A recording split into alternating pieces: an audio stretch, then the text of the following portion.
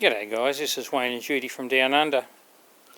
So some may think this is a little bit petty, but when you're actually restoring or even rejuvenating a machine, it's pretty important that when you do it, you actually research properly and actually do it in relation to the grain and everything on it. So looking at this, it actually looks like a pretty good job. The top hasn't been done, but they've just put a lacquer over the top of this, but that's fair enough. It can be deemed as being quite adequate and can look quite reasonable.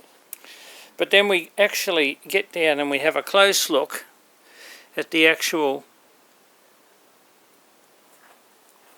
you can see through here there's sanding marks. So they've sanded down across the front. I don't know how they've done that, but all the way across there you can see sanding. And you have a look here, you can see not only brush strokes going that way, so they've brushed across the grain, but you can also see sandpaper marks where they've actually sanded across the grain as well. So you can see another line down here. So looking at it, I'm trying to get an angle where you can actually, you may be able to see here that you've got the lines clearly going across the grain. And down in here you may or not be able to see, but you can see sandpaper. So the person that did this has done this in good intentions, and they've probably prolonged the actual life of the machine. Probably in here you can definitely see the efforts there.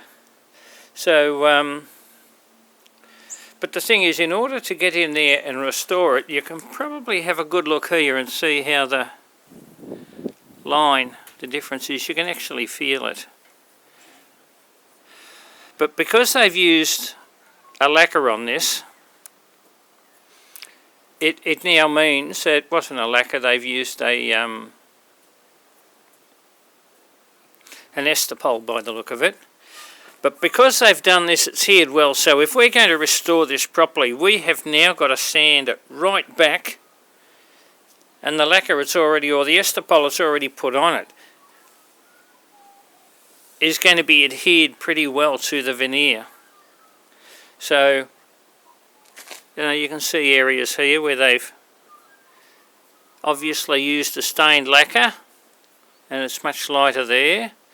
So, you know, well done for them to doing this and trying to make it look a lot better. But if you're a restorer, so you can clearly see the brush marks there. But if you're a restorer and you're going to buy this to restore it, they've actually made the job a little bit more difficult for you.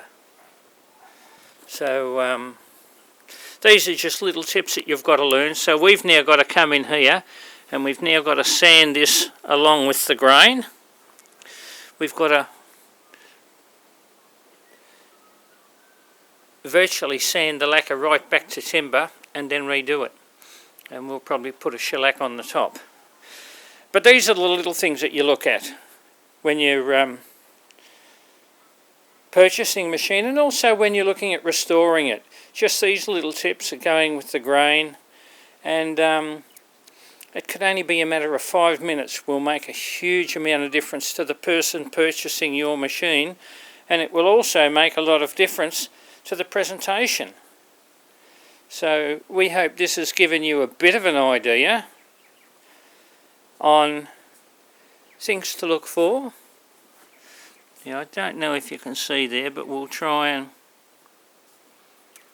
have a look at the cross marks on this area.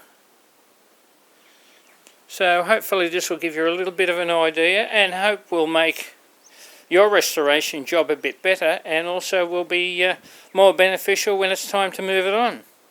So it's Wayne and Judy from Down Under. Thank you very much, and happy restoring.